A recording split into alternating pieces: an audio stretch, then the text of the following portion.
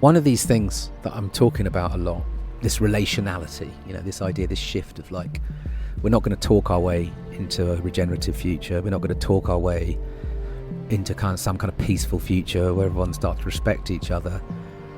And we're not going to think our way into it. It's a shift in consciousness. It's a shift in how we see, in how we are being and how we're relating, right? To each other, to ourselves, to the land. And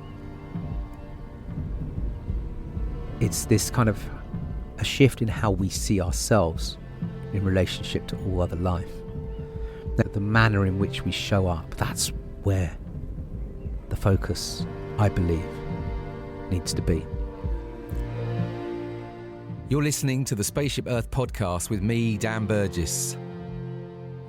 The story of Spaceship Earth is simple.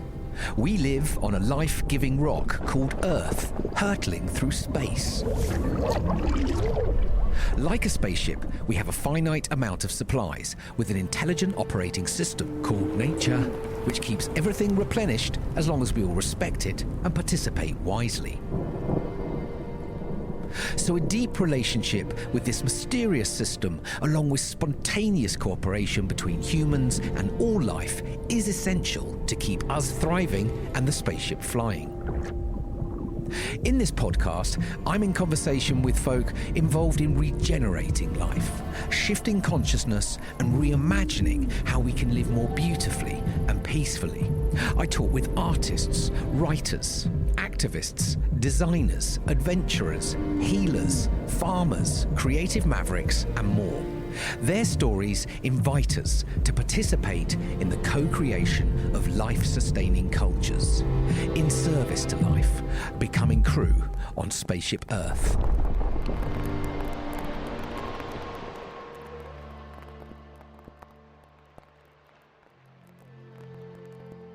Greetings, Earthling. Welcome to the Spaceship Earth podcast. This is Dan, your host, guide and creator of this podcast. Welcome. Thanks for tuning in. It means a lot that you've decided to spend a bit of your precious time with me. If you're new here, welcome. And if you're returning, welcome back. It's been a little while since my last episode, and I'll speak to that. But if you're new to this podcast, the Spaceship Earth is a podcast now in its 8th year, exploring the intersections of ecology, culture, and transformation. It's where we're asking how we live with greater imagination and responsibility as crew members of a planet in crisis. We see two main stories on Spaceship Earth. There's the passenger story, which is the dominant story of capitalist modernity, a passive story of more, about individuals, nation states and separate selves. It's a story of extraction, transaction and distraction, and it's dividing us and destroying life and leading to collapse.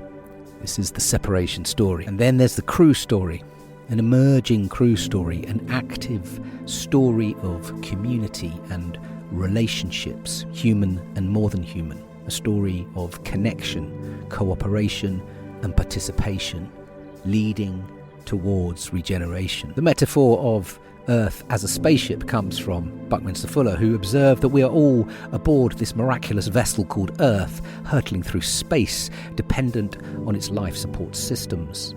The danger is acting like passengers, entitled, disengaged, destructive freeloaders at worst. The invitation of becoming crew is a call to awaken into shared stewardship of the spaceship. It's a relational, ecological, mythological and existential shift from entitlement to participation, from separation to interdependence, from spectating collapse to navigating complexity together.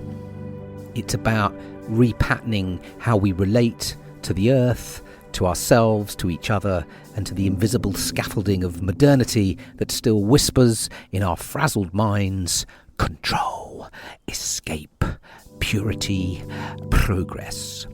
So, here on this podcast and in our learning journeys, we vulnerably explore how might we live regeneratively? How do we attune to place and the planetary cycles? How do we metabolize the grief of collapse without collapsing into despair? How to co-create life-affirming cultures grounded in humility, not certainty. So I have been taking an extended pause from the podcast. To be honest, I've been struggling with the energy to host conversations. I've been feeling tired of talking in some ways. Struggling with words, struggling to find words, struggling to be interested, I think.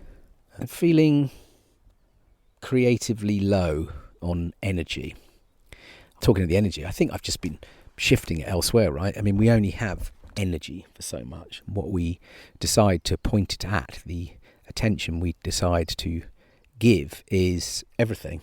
And I have been really giving my attention to other work, to family commitments, and actually rooting deep into the birthing of projects in the place that I call home, in my bioregion. Interesting, it was Wendell Berry who once said, "The only true and effective operator's manual for Spaceship Earth is not a book that any human will ever write. It is hundreds of thousands of local cultures." And those words from Wendell Berry have been something I've been carrying for several years now in this Spaceship Earth project, really trying to understand that dance between this whole entity of being on board a living spaceship that's about 8,000 miles wide, travelling 60,000 miles an hour around the sun, that has an operating system that is capable of regenerating itself if we live within the limits. So that sort of scale, that vastness of the spaceship, and yet this idea that perhaps the regenerative universe itself is weaved, is created through local participation. So it's something I've been really exploring, I think, over the years, both on this podcast and in my own practice.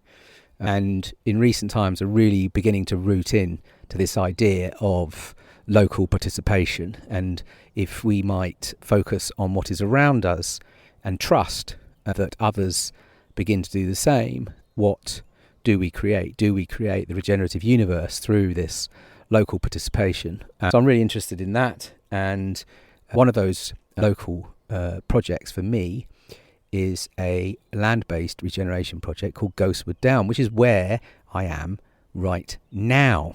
And if you have listened to the podcast over the years, you'll know I used to do these episodes called Rambling in the Woods, which was basically me rambling in the woods. The woods are one of my probably favoured places of inspiration and connection and space.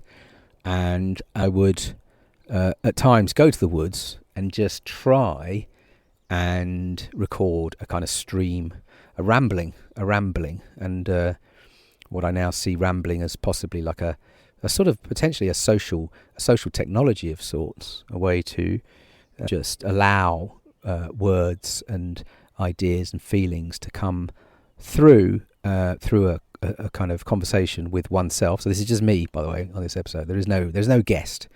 There's no human guest joining me. But as ever, when I do record these sessions, there is a high chance we're being visited. We're being visited already by. Oh, look, there you go. There's the pheasant just saying hi.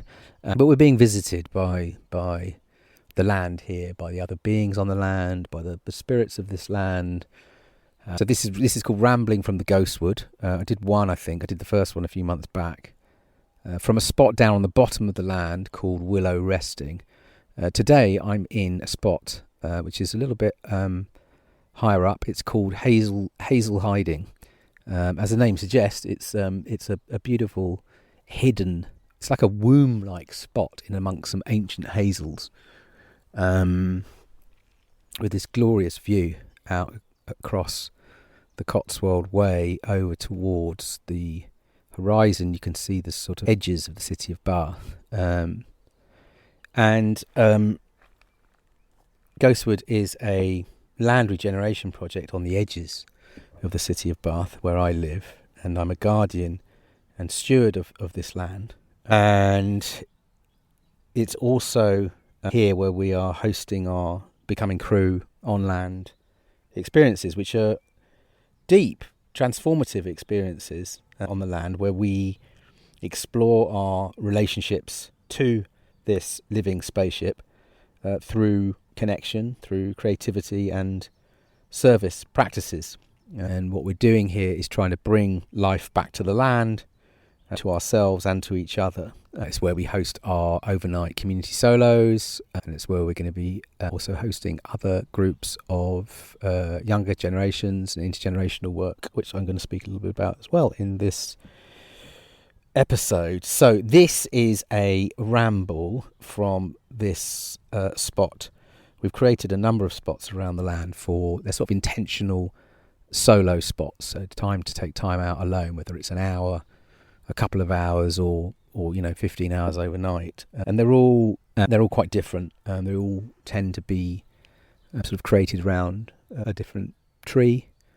So this will be an emerging ramble from the Hazels, Hazel hiding, and this is the what I'm calling the technology of rambles, is the technology of making sense when nothing really makes sense out in the constructed world. So yes, if you're new here, it's just me and the land and whatever wants to come through. And I'm going to try, if I can, to sort of drop more into my heart as I go about this conversation. That's a little experiment for me, to try and be a bit more in the heart. Where was I?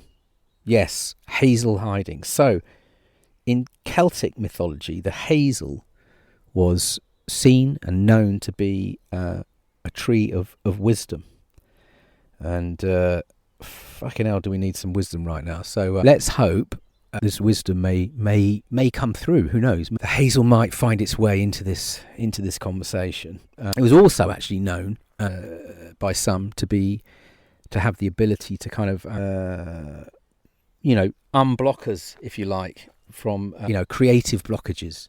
So a way to kind of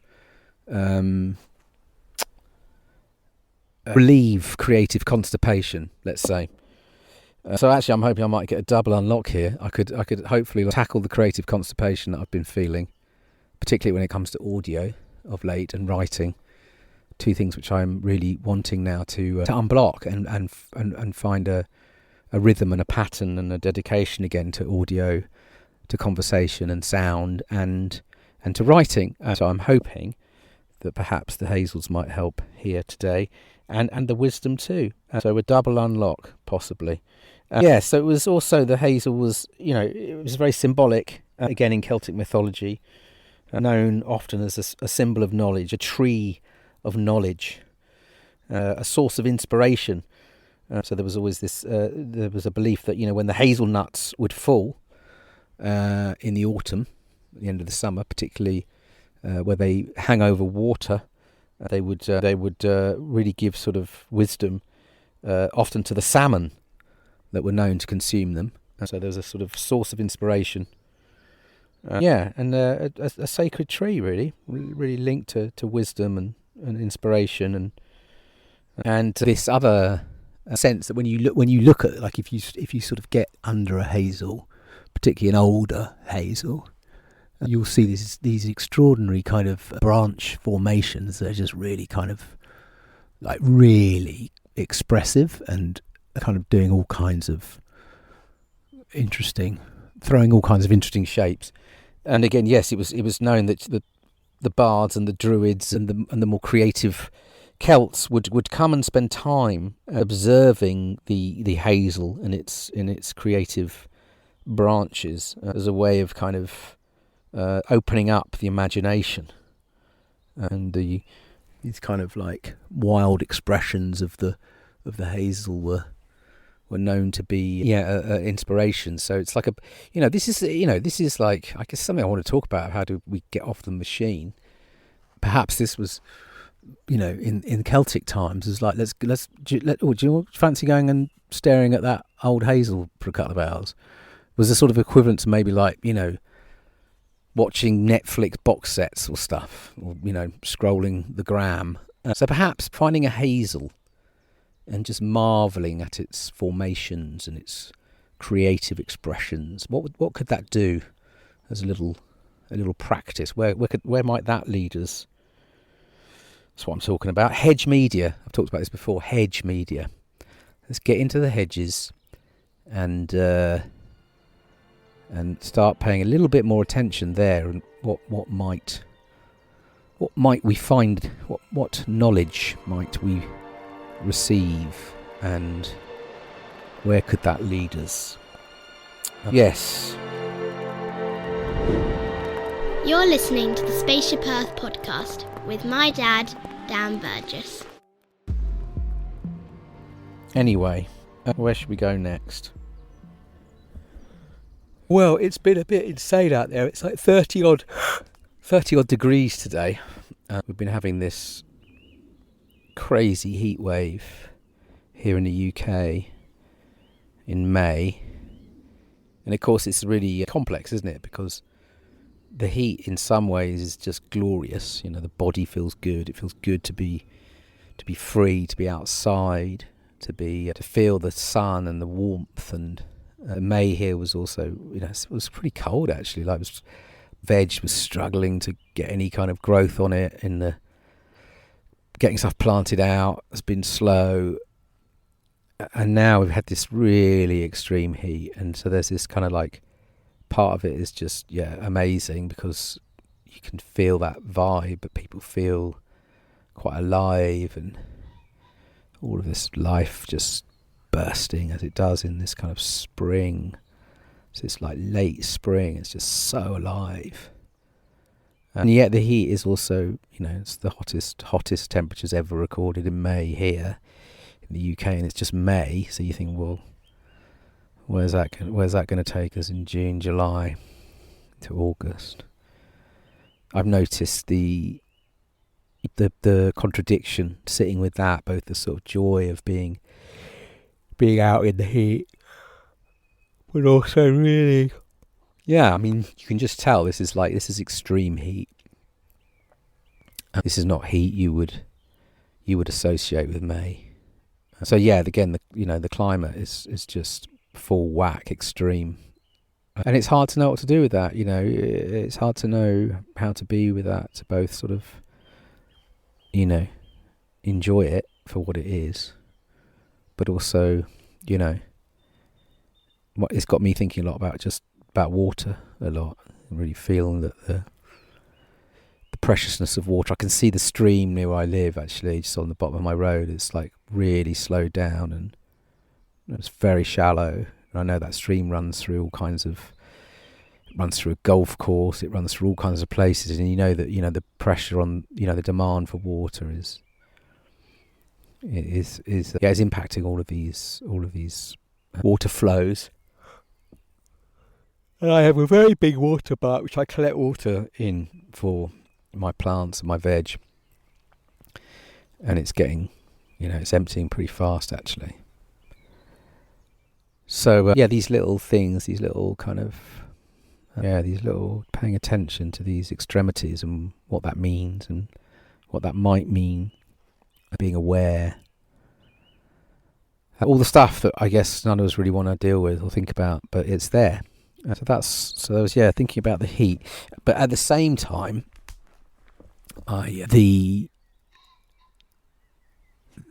this kind of temperature, like the evenings and being out. I've been out actually in the last week. I have been finding my way out as much as possible. And I've been up in London. I did a Hyde Park in between meetings. I've been up here at Ghostwood quite a lot. And then I've just been off with the dog in the early mornings before it gets too hot.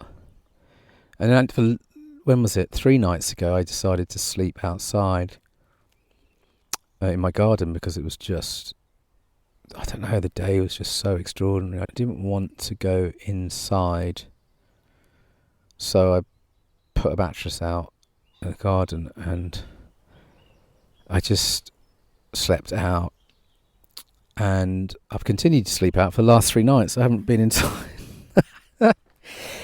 And it's like, I don't know, it's just something extraordinary about going to sleep in the dark with sounds of other beings, and these kind of like light breeze that's been coming through, and then slowly just starting to drift off and hearing the sounds of the owls, and then these other beings that travel through the night, just hearing little rustlings here and little arrivings in the tree above me, and something really, something I've been really enjoying, being the kind of like the minority, the little human in the garden, while all these other beings of the night are moving around. I've really enjoyed just sort of being with that. And then I think it was Sunday night, or was it Saturday night? The dawn chorus started it felt like about 4:20. And I don't know if you've ever got up and gone out and listened to the dawn chorus, but I highly recommend doing it. It's something is just so worth doing every year, at least once. And it's really, really peaking at the moment. And you just like start to hear different birds starting and layering, this layering of sound and song, and this kind of ancient ritual, deep ancient behaviour.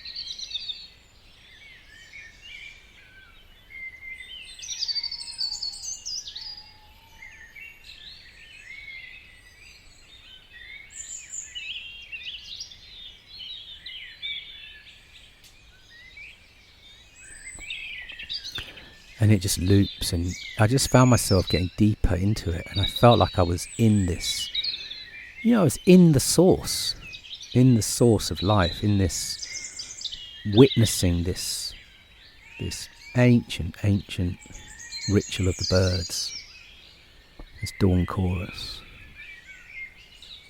And it just, the deeper and longer it went, I could just, I don't know, you could feel this, sense this intelligence in this communication that was going on. And it felt, such a treat to experience. And then the light started coming through the trees as the sun began to make its appearance. And this incredible sort of, light. And with the bird song, and then these herons flew over my head. And this breeze just came through, this wonderful breeze. And I was like, wow, this is so beautiful. With all the ugly, violent, horrific shit that's going on the spaceship right now. And yet all of this ongoing beauty This ongoing commitment to life and trust in this deep, deep ancient pattern and rhythm, trusting in that. So yeah, I've been out in the garden for the last 3 nights. I'm not sure when I'm going to return, to be honest. It's a wonderful thing to be sort of feeling quite kind of, I don't know, wired into this source, let's say. Yeah. So I highly recommend tuning into the Dawn Chorus if you can. Yeah. I've also been thinking a lot about sanctuaries and places for falling apart with care and holding. So this kind of like need to kind of find our way back into the miracle, the awe, the mystery of being alive on this living spaceship. And it was something, actually, whenever it was it last month or the month before, when you had the Apollo crew up in the NASA crew up heading to the moon. And I got a lot of texts.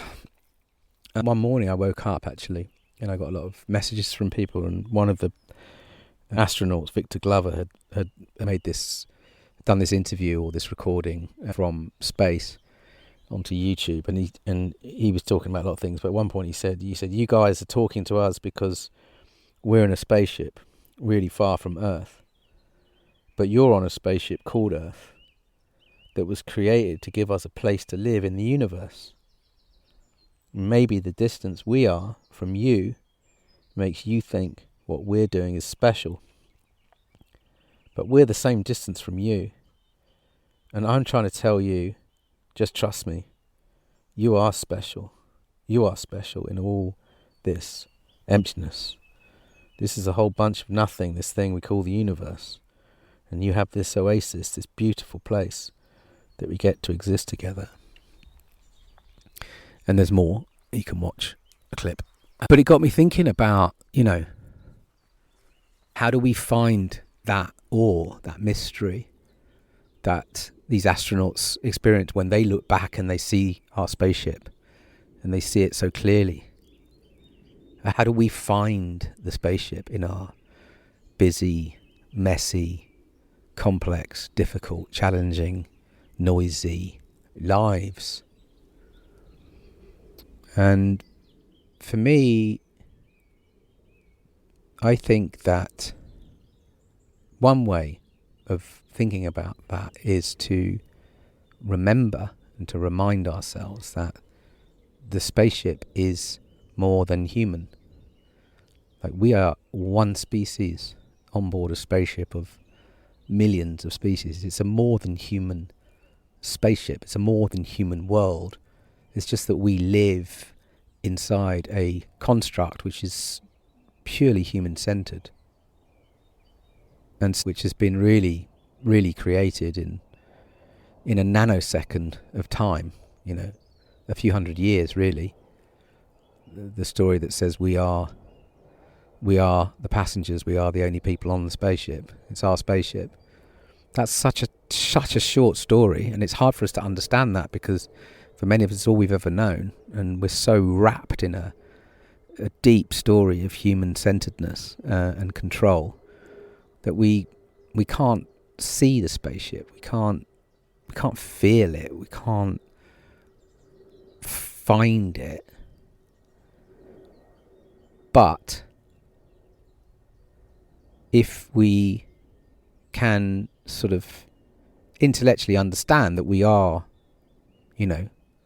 one of the last, we're like the youngest species to arrive here. We came pretty much last compared to, look at the trees, for example. Back to the trees, they're our elders. They've been here way longer on the spaceship than we have.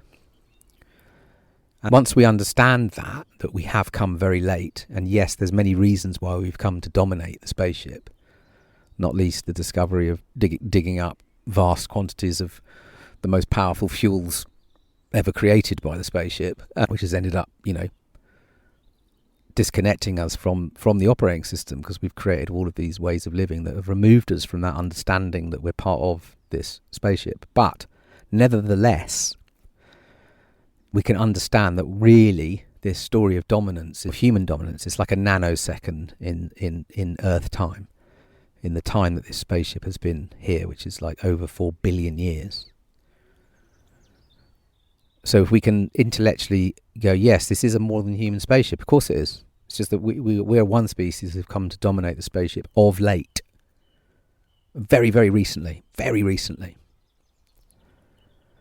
But if it's a more than human spaceship, how do I find the spaceship? Well, I think we find the spaceship through exploring the more than human realities, the more than human world, the more than human parts of the spaceship around us. For me, that's a way in. That's a way in to beginning to discover what else is going on the spaceship, and to begin to understand our place within it. So we don't need to get in a rocket and go up to look back. We need to go in. We need to go deeper into the spaceship as it is. We need to go in to the parts that are more than human. That's how we begin to find the spaceship, in my humble opinion. We live on a life-giving rock called Earth, hurtling through space. How bonkers is that? You're listening to the Spaceship Earth podcast.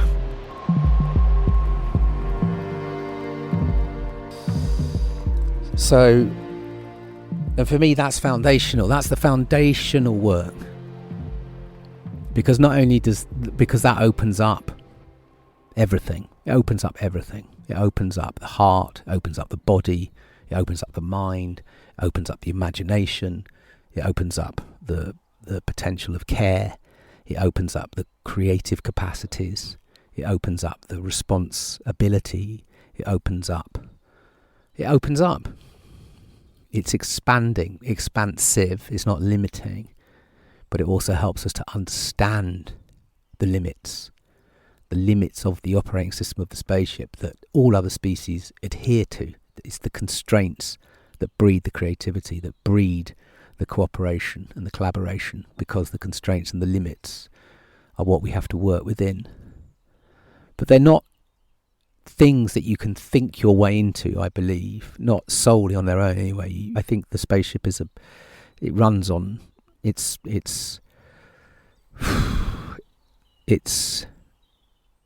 deep intelligence, so that can really only be felt and sensed. You can sort of think your way into parts of it, and you can, abstract rationally about parts of it. But ultimately, this is a deep, deep, wise intelligence that requires feeling, and that we're part of it. That our bodies are part of it. The land is part of it. Our sense of self is determined by these other parts, by the land, by our body. All of it is entangled. So, how did I get onto this? I was talking about spaces falling apart, wasn't I? Oh, look at that. Have you heard that? There's a little bit of thunder. Exciting. We might have a thunderstorm arriving. See, this is the land coming in. So, yes, falling apart. Why am I talking about falling apart? Well,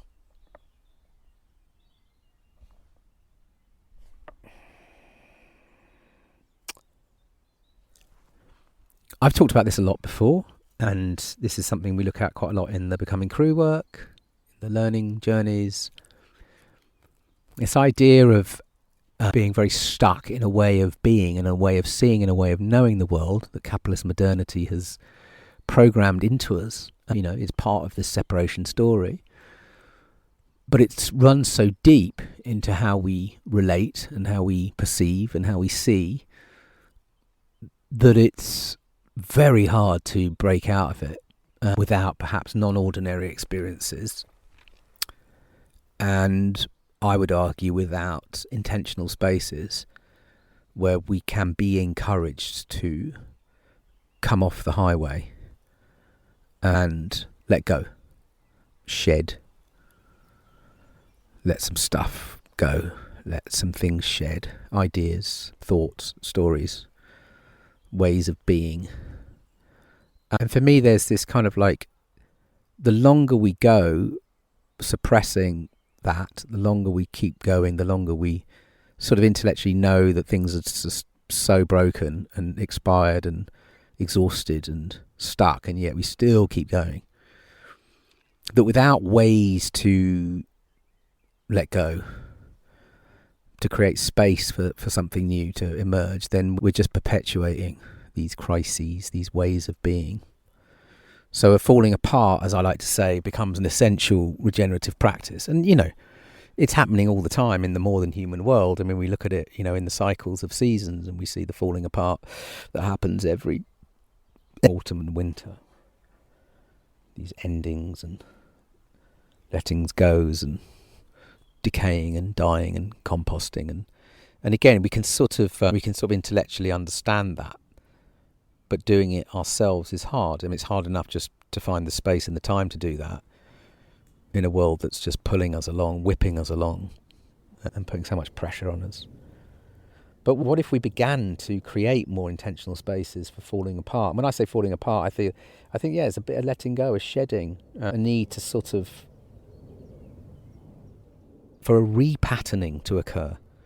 I think that's what I'm saying. For a repatterning to occur, we have to break the patterns. We have to kind of unplug them.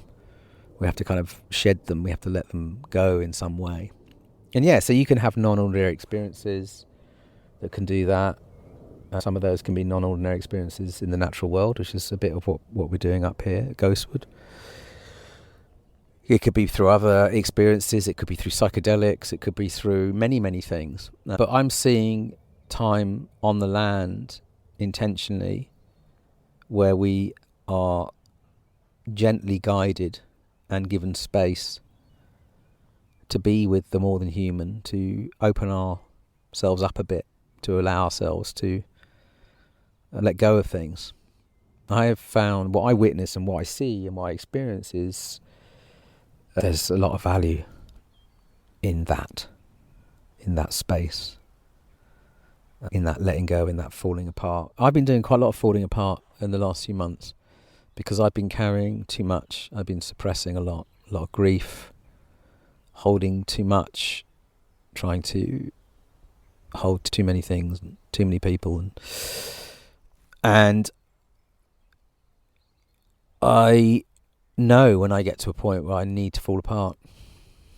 And so I've been doing some intentional work and on some experiences and journeys that have been helping me to do that.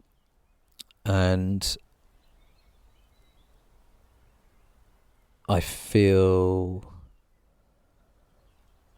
a lot better for that falling apart, and there is an opening that's happening, and stepping into another way of trusting that's going on.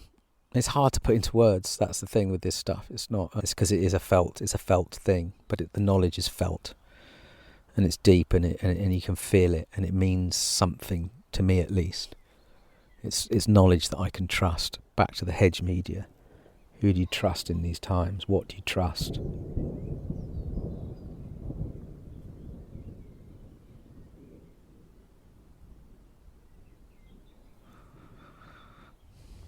Cue thunder. So we hosted a community solo up here a few weeks back. It was a beautiful experience. It was very intergenerational, which is really becoming an intentional design principle for our work with Becoming Crew. Really trying to create spaces for intergenerational experience and connection. And yeah, I was just struck again by what people are arriving with, back to the falling apart, the grief that people are carrying, and how the land can help us so much with that letting go, with that falling apart, with that space clearance. And this idea of sanctuaries, these spaces where we can come off the highway of modernity, where we can unplug from the machine, where we can just slow down and just be on the land, be with our bodies, be with our feelings, be with others. We do a few communal meals over the weekend. I mean, the community solo is both. It is what it says on the tin. It's community and it's solo. It's together and it's alone. It's time with others and it's time on your own on the land. And just really also just seeing how much appreciation came from folks from just being able to sit around a table together and have breakfast or an evening meal, and just to be in company of folks that we wouldn't be meeting in our day to day, and really realizing the joy in that. And then that time out on the land with the trees, with the beings, with our intentions, with our questions. And just the sort of the opening up and and what can be received through that. So something about falling apart and being held in that, and something about these sanctuaries. And I think that's what we're doing here with Ghostwood, is trying to create a sanctuary for regeneration of land, bringing life back to land, participating in that process, but also the regeneration of the human, of our own selves, which feels so vital, this deeper transformation that's required. We need spaces for that, we need sanctuaries for that, and that's very much what we're doing here. And for me, that's part of finding the spaceship. It's really the way to tune in and find a way into the spaceship, a way into this great living, intelligent, wise being called the Earth.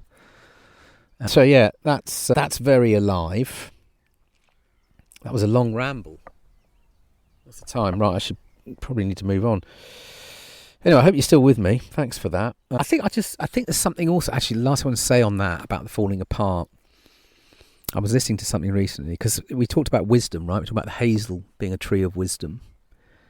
And I think wisdom we're so starved in the culture of wisdom right now. It's just so much cleverness, but very, very little wisdom.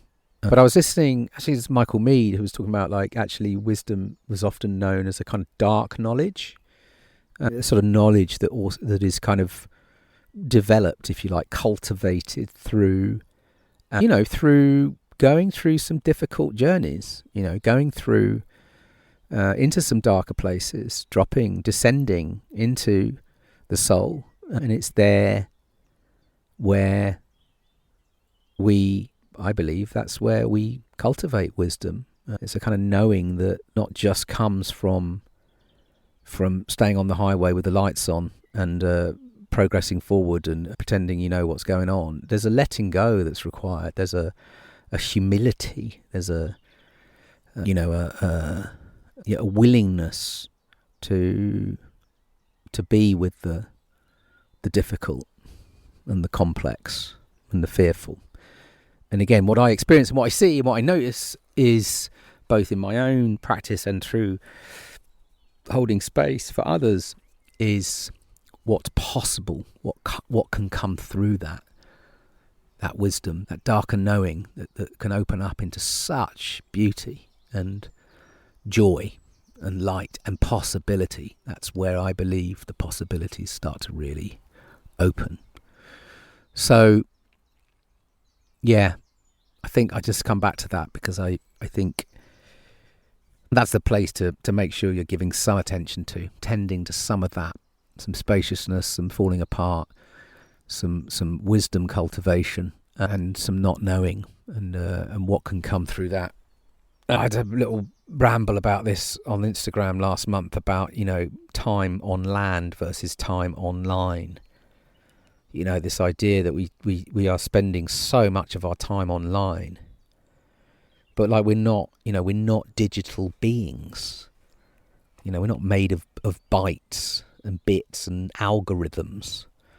We're made of stardust and, more than human bacteria, and we're breathing in the oxygen from the ocean, and, we're being drawn by the patterns and rhythms of the rising moon. And yeah, there's a circadian rhythm that we're part of, not an algorithm. And yet we're spending less and less time on land and all this time online, and this living earth that we, are the kind of latest, youngest species to emerge from this living earth.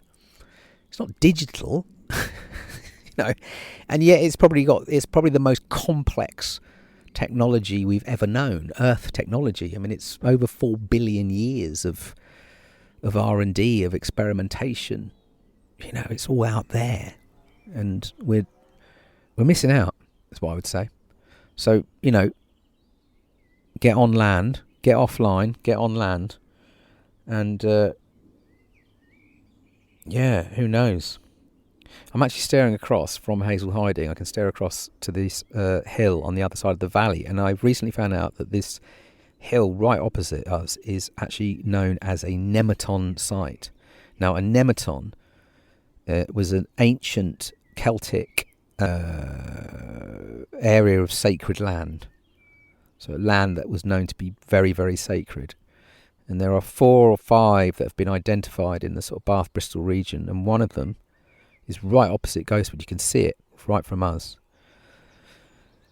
And there is something sacred here. There's something going on in this land, Again, I can't put it into words. You just feel it. Everyone that comes and does stuff here, who comes on one of the experiences, who spends time on the land, feels it. There's something mysterious and welcoming happening here. Yeah. Hazel, the wisdom of the Hazel. I have to say, trees are my teachers these days. I've been last month, actually up until literally about a week ago, I've just been completely seduced by the hawthorn. It's just been teaching me so much. It's been slowing me down. I don't know if you've noticed the haw blossom where you were or where you've been. They're pretty much disappearing now. But it was like frothing. It's like a blizzards of snow in the hedgerow. These kind of frothing flowers, extraordinary. And yeah, I've been having some strange encounters with the hawthorn of late, in dreams and other experiences.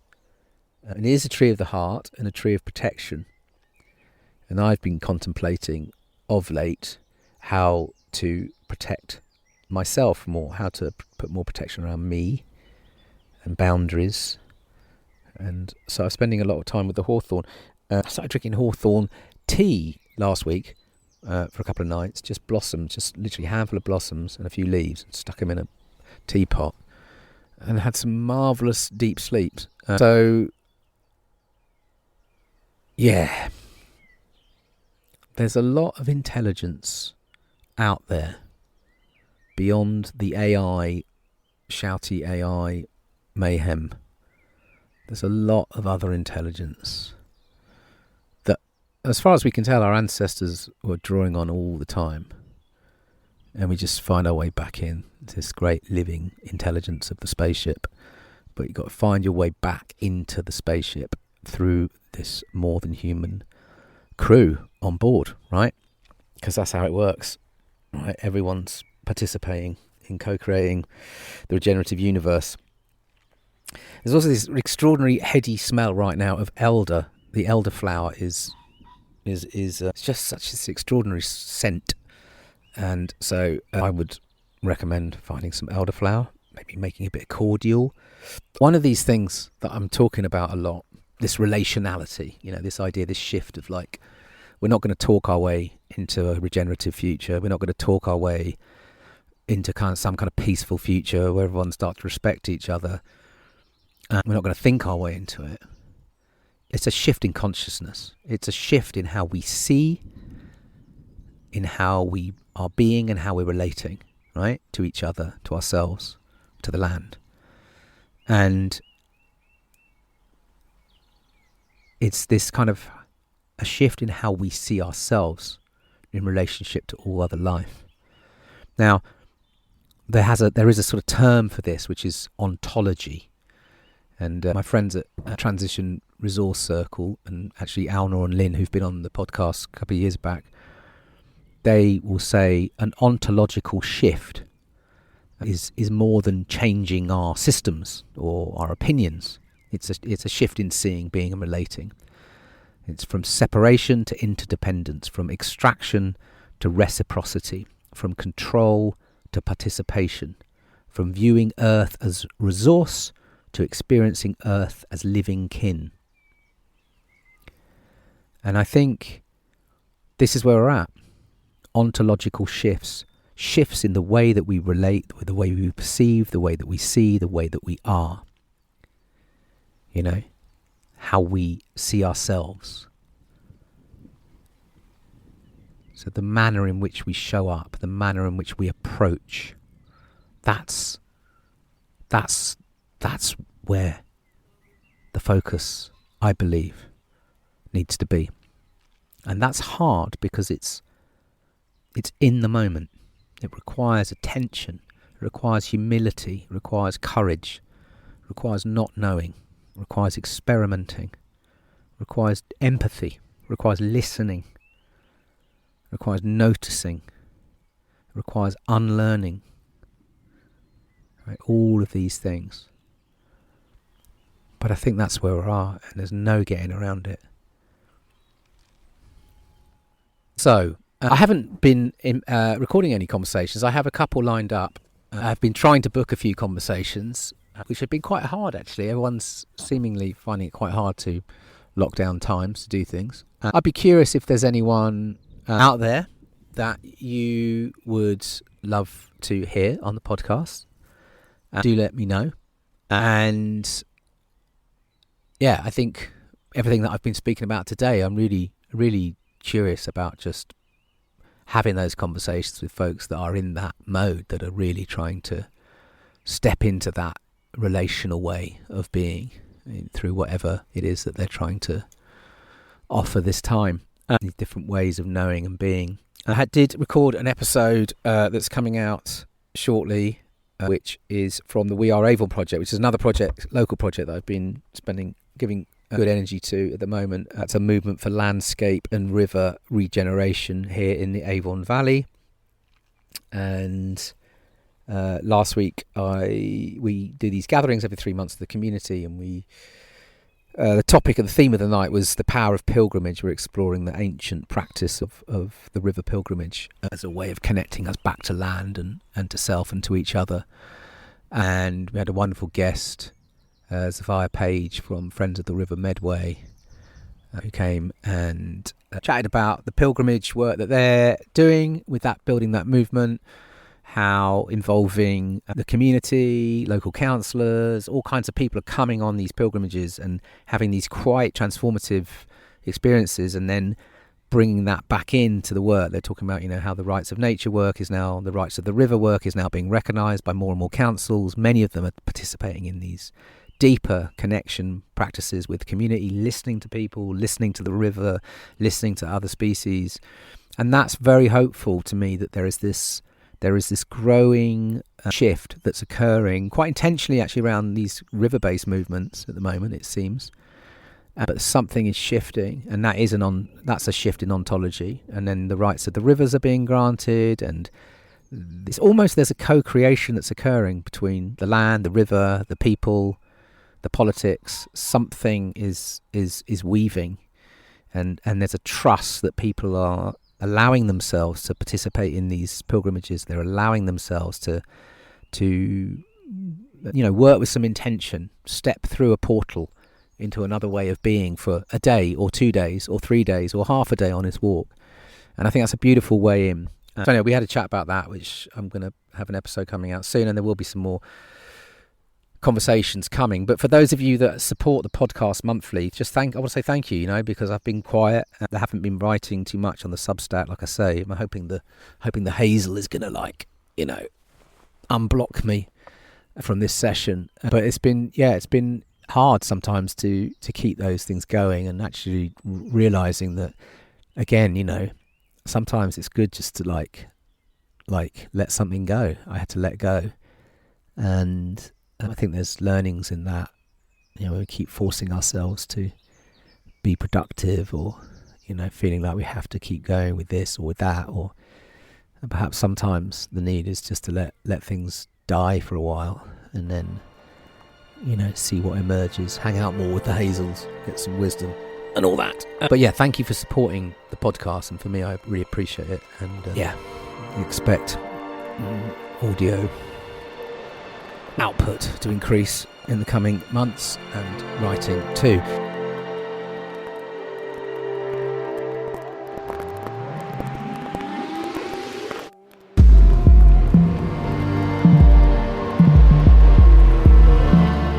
If you've appreciated listening to this podcast, would you consider sharing it with a friend, or leaving us a rating or review via your podcast provider? It helps more people to find us, and we'd be most grateful. On that, I want to finish with a little bit of news, which is very exciting news actually, about a project that we have just started, which is a new project through our Action Learning Collective, Becoming Crew. And it's a project we're calling Famous for 5 Miles. And Becoming Famous for 5 Miles is a piece of wisdom from the writer, poet, Buddhist activist Gary Snyder. And it captures this philosophy that true influence, connection and meaningful change happen right in your local hood, in your local vicinity. And it's the highest form of ambition versus chasing global fame and recognition. And it's a place-based learning journey for young men between the ages of 18 and 25 years old. And the journey will explore belonging, it will explore purpose, identity, community, creativity and relationship with the living world around us in the places we call home. And it's going to probably take us about 16 to 18 months. And we're very excited. It's something we've been, quietly exploring and researching and prototyping really for nearly 3 years, and actually working with, mixed youth groups. But we've decided to really start now with a focus on young men. We hope to be offering this work to all kinds of groups, but we're starting with young men because we really feel that there's a real need. It's an experience that's about reconnecting with the places that are around us, closest to us. This idea that rather than chasing recognition everywhere, we're asking what it means to become rooted somewhere, to build relationship with the land beneath our feet, with the people around us, with the more than human world, and tending to the questions we're carrying about who we are and what we're here to do.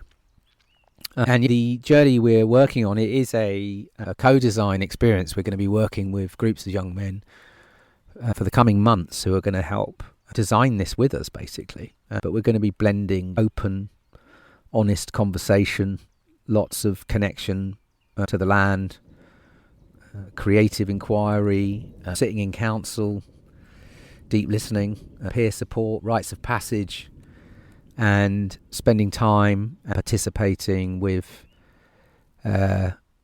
practitioners and people of deep craft on the land in this Avon bioregion to begin with. And really, this remembering that a kind of hopeful future is not just something we can try and imagine on a sort of planetary scale, but it's practiced locally every day. in the places that we walk, tend, listen and belong to. So yeah, we have a page set up now on the Becoming Crew website, Famous for 5 Miles, and there's also a Substack page, which if you would like to keep up to date with that project, we'll be kind of sharing as we go what we're learning and how it's all going. So I'll put the links in the show notes. Anyway, there's more thunder. Actually, the rain is starting to rain, which is pretty magic, actually, because it's still beautifully bright and sunny, and I don't know if you can hear the rain coming in. The hazels are keeping me pretty well protected. But I'm going to finish there. Thank you for listening to this rambling in the Ghostwood episode. I hope you have received something through this.